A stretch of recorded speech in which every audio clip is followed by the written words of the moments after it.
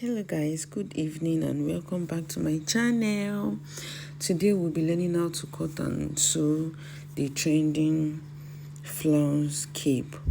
So I'll be dropping the list of what we need in the description box.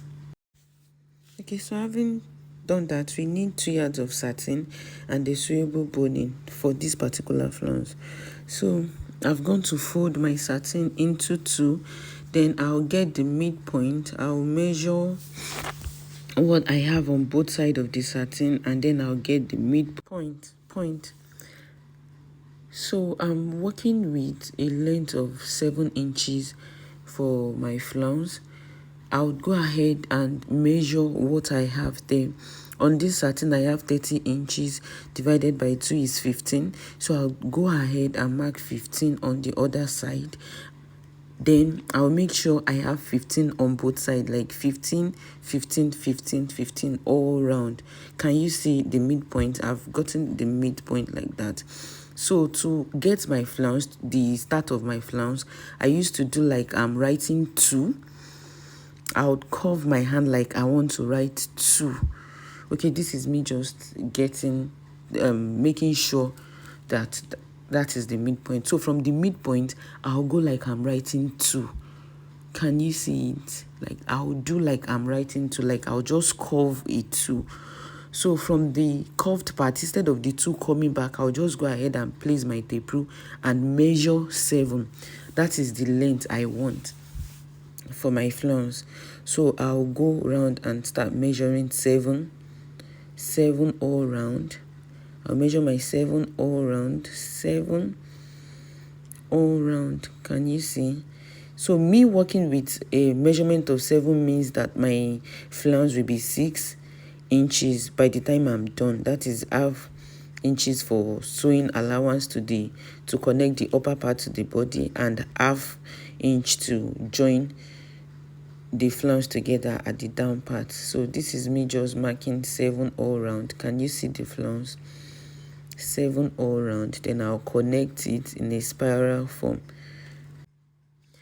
Also, you would want to go ahead and confirm what you have at the total, because your flounce should not be the exact measurement of your round shoulder. Let's say your round shoulder is 40, at least your flounce should be 80.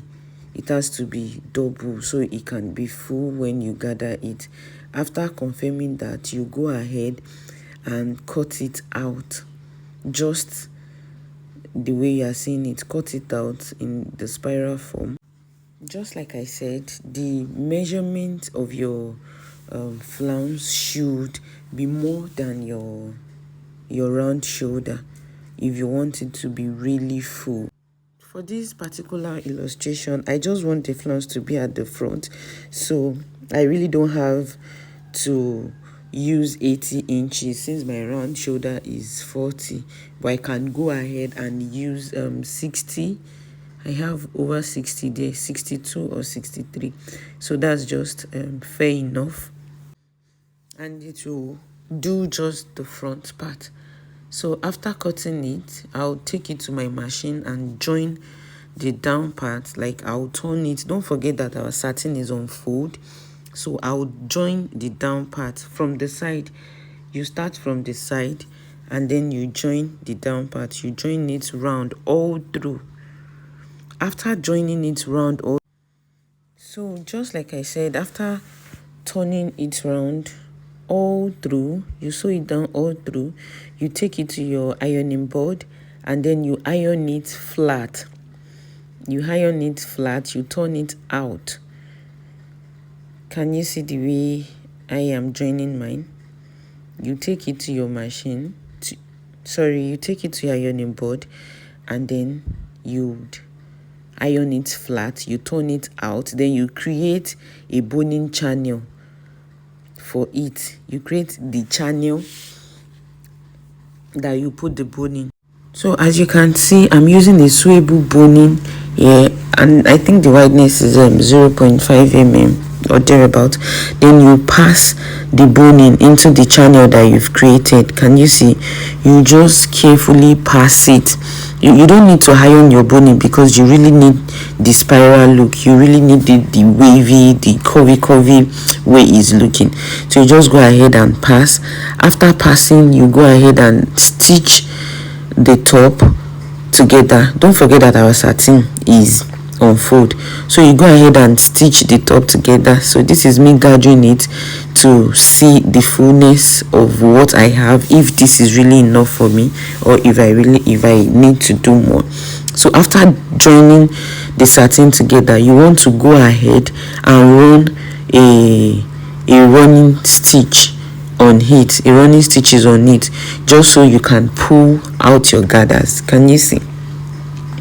Can you see how it's coming out? So I would go ahead and run a running stitches on it, just so I can pull it out. So this is me. You have to be careful when you are running your running stitches, just so your thread won't cut and you won't start all over again. So you go ahead and carefully run your running stitches. You turn to get your running stitches, you raise your machine to the highest number. For this machine I'm using email, the highest number is 5. So once you turn it to the highest number, you definitely get a running stitches for gathers. So after my running stitches, I'll go ahead and just pick one of the thread and gather my flounce. Can you see the way the flounce is coming out already? This is so beautiful.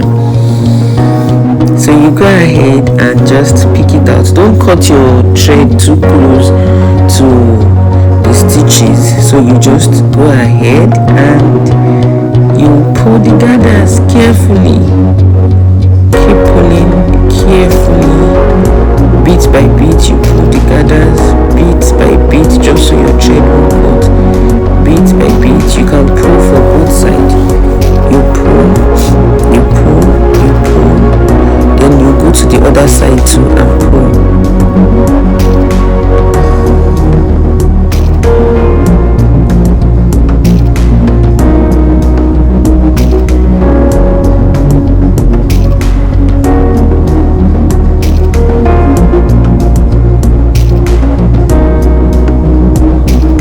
To the other side too and pull, just the way I'm doing. Just carefully pull it. You don't want it to cut, so you won't start all over again.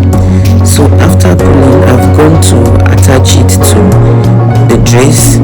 Then I'll pin it to get the shape that I want before I tack it. Can you see the way I've pinned it? I've tacked some. Can you see? I've tacked this part, and I've gone ahead to also pin this part, just so I can show you. You use your pin to pin it first before you tack it. You pin it to the spiral shape, to whatsoever spiral shape you want it to have. So after joining and after and sewing, this is what you should have. Can you see the final look? So if you found this video helpful, kindly like, share and subscribe to my channel. See you in my next video.